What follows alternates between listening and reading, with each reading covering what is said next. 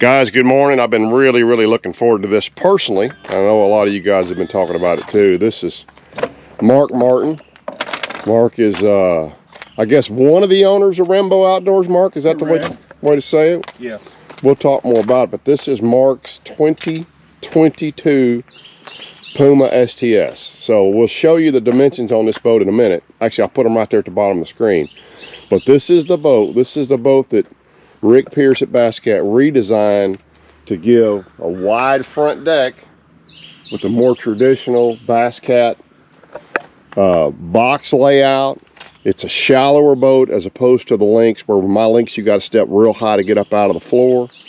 So you sit up a little bit higher in the boat. And I don't know this for a fact, and Mark, you may or may not know either. I believe this is one of the best-selling Bass Cats at this point. It's the hottest selling one right now for sure. It's the order time right now, I think, is 6 months, 7 months to get one in. Which is not uncommon across all boat manufacturers, but it's really clean looking. And I tell you, so as I walked up to it, now he's gone with one big unit, which is kind of what I'm considering doing next year. I really like the look of this layout, but as we've talked about, part of what I really like about talking to guys that are boat owners, that have some experience, so we'll say some hours in the boat, is Mark talked about the way he set this up. Now, some guys do want to lift them, especially crappie guys. Personally, I like this. It's super clean, a whole lot easier to step in and out of the boat. But he's noted a couple of things. Now, number one, the way he set it up. Now, obviously, you can set it up a lot of different ways, and you can also bring them over here to the side, which for example, they've done in the 521L Ranger boat, right? They had to set them to the side. If you wanted to be in that forward position with the trolling motor pedal, which I would fall out, but again, some bass guys like standing right on the nose, you would have to reconfigure these. And then Mark, talk a little bit about what you talked about, the other challenges or the other things you would, I don't know that there's a way to change it. There's not a way to change it. My deal is when I'm standing on trolling motor pedal, most of the time I'm looking straight ahead, so I want my unit straight down. And I didn't want them kicked over to the side. And, you know, I've had to do a little bit of revising with some stuff there to get my units to fit the way I want it to. But, you know, people look at it and they question it, but it's all about preference, you know, even, you know. So talk about the spacer you put in there and why you done that. Well, on the trolling motor pedal, you have a high spot, and I don't know if you can see it when you get down in there, but there's a little lip there where your trolling motor pedal sits. And then with me wanting to go in the middle and not put it at a... Right there, guys. What are you talking about? And then with me not wanting to be at an angle right here with my unit facing this away at me, I had to put this little spacer in down here to that's pretty slick, actually, to level it up. Yep. And then with the front step up here, they've built that where you can just bolt your gimbal straight down. And you said that this unit, this bracket, because of the width of the bracket, would not fit here. Not like I have it straight on. It would at an angle. You have to angle it a little bit. Yeah. So you guys see what we're talking about. You see that back bracket. So what do we got here? We got a Garmin and a Helix. So the Garmin bracket is so much wider. They're both 12-inch units, but the Garmin bracket is so much wider, it wouldn't fit in this space. So you'd have to lift it a little bit, or you'd have to, as he said, set it off to the side just a little bit. And then the other thing he noted was, again, the way he set it up, which has got this low, and I like these being low, is you got to be careful when you raise your trolling motor real high, or you'll bang your unit right there.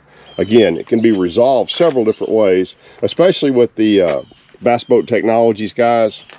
They've got other brackets you could use on this, but that's just stuff to think about if you order one of these, on how you're going to configure that up front. And then this space here is strictly for your pole buttons. Oh yeah, I didn't even notice that. That's pretty cool.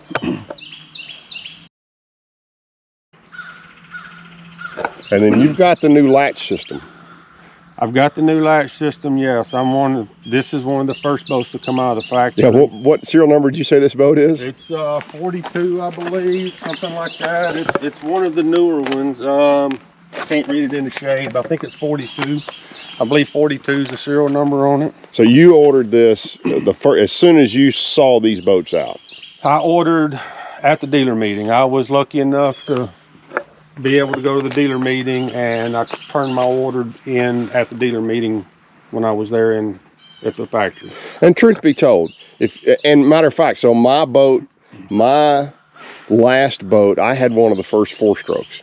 And so I was serial number 000057. Right. And there were a couple of issues initially with my motor, and that's what's going to happen when you're in a brand new boat. Is you're the guy that's going to help them work the bugs out, right? And that's what we've done with this one. I do have a few latches that don't always latch properly. They work loose. Yeah, and actually Rick's made some adjustments to this since it was originally put out. The boat's being made now, which we're in July 8th or whatever. The boats that's been made the last 3 months, everything is perfect on them. They got it fixed. The problem is when my boat was made in the first 60 or so, the parts they were using on the latches got lost. They don't know where they were at. Okay. So they had to make them in-house. And not saying it wasn't good, they worked fine. There's only just the boxes with the long rods are the ones that they're having issues with, and they went in and beefing the rods up and all that. And what he's saying when he's talking about rods, actually, let's pop one of those open. Right. You see that piece right there? That's what they've adjusted. That's a thin one there, and now the new ones are twice that size. Yeah. So Rick had talked to me about this. I can't remember where we were, but he talked about that was an adjustment he had made. And again, that's just, that's an invented, patented latch. Correct. And you got to make tweaks to it as you use it. And look, let's face it, if anybody can tear something up, it's a bass fisherman. Yeah. And if you can't, I can. Yeah, we're gonna bang stuff around a little bit. So, but the good thing about it is, excuse all the dirt, but there's no openings, no holes in the lid over your compartment. Yeah, that's right. Everything is outside. In the channel. It's in the channel there, and that was the whole idea of keeping them as dry as possible. They're 100% waterproof. And so interestingly, I'll go back on this. So when I did the Charger review, whoops, sorry about the bad camera angle, guys. When I did the Charger review, one of the things I talked about was I didn't like that there wasn't a latch on top. And a lot of the Charger guys said, wait a minute, look at it again, because the reason they do that is so there's no hole. Well, think about that. If there's a hole here inside where the box lid is, where the hole of the box is, and water settles in there, eventually, in every boat I've ever had, some water will drip through into that box. So Charger addressed it one way. Rick addressed it by completely redesigning the latch itself, which is just what you would kind of expect from Rick to do. And you went with the C-deck floor. That's the only way to go on the boats these days. It really is. I mean, it's really is. And then you see, this is the one that some guys poked a little fun at, but I actually like, is that really large. You get a pouring down rain, you got no water in the floor, it immediately runs out, and it's got that really big drain system. Yep. And see, on these latches back here on your other boxes, your rod's only an inch or so long, 2 inches long. So the shorter rods we're not having the issues with. It's just the ones on the rod box. But like I say, that's fixed now. So just talking electronics, are you happy running a single big unit? Yeah, and back to the Lynx, that's why I run one single unit, because the Lynx, you did not have a whole lot of room there to get between the two consoles. That's correct. Because all my boats I order with dual consoles, which Bass Cat has a removable console. And if you had the console in there with the two units, you basically had to turn sideways. So I went with one 15-inch unit. And on the Humminbird, on the Helix, the 12-inch you have 3 favorite buttons. On the 15-inch you have 6 favorite buttons. Oh, I didn't know that. I've never had one. So, everything I need is in them 6 buttons right there. It's just I push a button and go from one screen to the next, whatever I'm wanting to look at. From a fishability standpoint, 2 units versus 1 unit at the dash? You know, that's a preference thing again, you know. It doesn't bother you at all? It don't bother me at all. So another thing that I'm going to claim influence on. I don't know if I influenced Bass Cat or not, but you can now get a parking brake. So explain how that works. Basically, when you back up and park wherever you're going to go, if I can get it to work on this hill. Oh, I see. Yeah, it locks it back. Yeah, it's on a hill. But when you're unhooked, it's just, you know, with these surge brakes, when you step on your brakes on your vehicle, that the trailer slides forward, which is what initiates the brakes, and it just sucks it in like the brakes, like their own. Our own. So one of the things I like about that design is on my Ranger, you couldn't tell if your trailer brakes were on because it was an up and down handle, and I truly never could remember. This one is pretty obvious. When that's pulled back, your trailer brakes are on. Correct, and the yellow handle glows in the dark. So if it's 4:30 in the morning, no kidding, you're hooking up. If it's laid up against the trailer, then you know your brakes on. So I know multiple guys who pulled a Ranger with their brakes on and got 2 things: really bad gas mileage and a new brake system on their boat. So that's something new since we did the original Bass Cat reviews that were not on Bass Cats before. All right, so you've set up your battery system. You've gone AGM and lithium, and you've gone lithium specific for your electronics. So talk about how you set it up here. When you buy the any boat that comes from Bass Cat, you're getting AGM cranking battery, and all the stuff on the boat is already hooked up at the factory. And by the way, guys, I don't know if you remember this or not, but we talked about it in a video last year, and I don't know if this has changed, but Mercury did put out a letter to their dealers last year saying they really didn't want lithium being your cranking battery. Now, maybe that's changed, so if somebody knows that, please comment below. But most of us are still running AGMs as your cranking battery. I'm running the AGM and the lithium 12 volt. I have all my electronics on the lithium 12 volt because I just keep this battery clear, here. Yeah, I just keep a clear, crisp picture on my electronics all day long. And another thing is, if I have an issue with electronics, I start at the electronic to the battery. I'm not searching everywhere. That's a great point. Yep. You know, with all these other wires. All my stuff is hardwired. Wait a minute. Are you trying to say that we have problems with our electronics on occasion?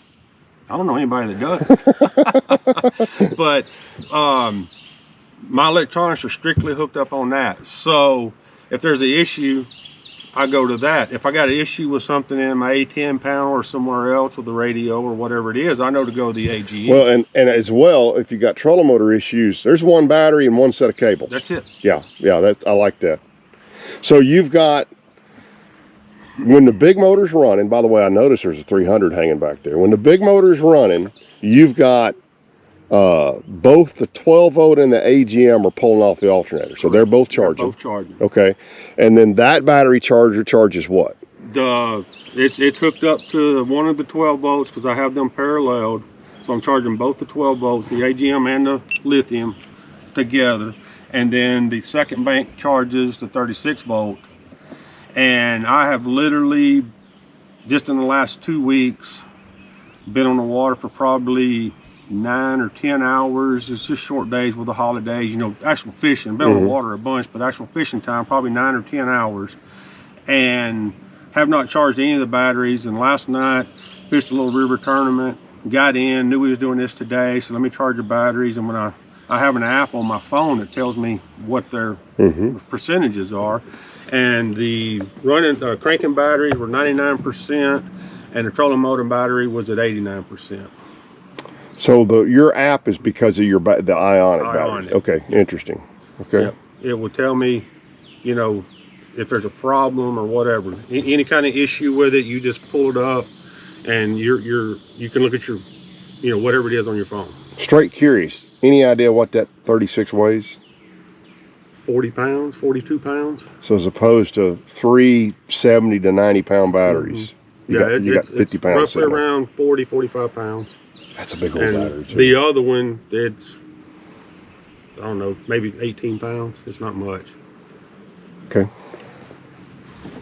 Same setup as the Lynx. You got the removable box lids, so if you're on the water or in your garage or in your boat slip and you need to get to stuff back here, you just pick them up, undo that little bungee cord, slip them off, and you can get easy access to all your stuff back here. So there's the setup from the dash. It's a much more conventional bass boat feel than the Lynx is. You're a much smaller step. You're sitting in a different position. I feel like I'm a little closer to the dash in this than maybe what I was in the Lynx. I'll look back and comment on that once I can look at some footage, or I'll get in the Lynx this evening and look at it. You see the dials are pretty much where you can see everything. Trim, fuel gauge, PSI. He's got his smart gauges down here. Oh, that's his radio system. There's his smart gauge, sorry. Same keypad I have in my boat in the Lynx. Phone holder down here, that's something I don't have. I'd love to have down there. And the big beefy 300s. Good morning.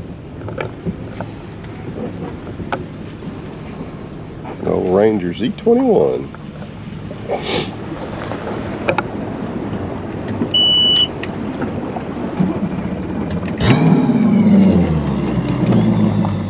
Ooh, look at that pretty hydrilla floating off right there.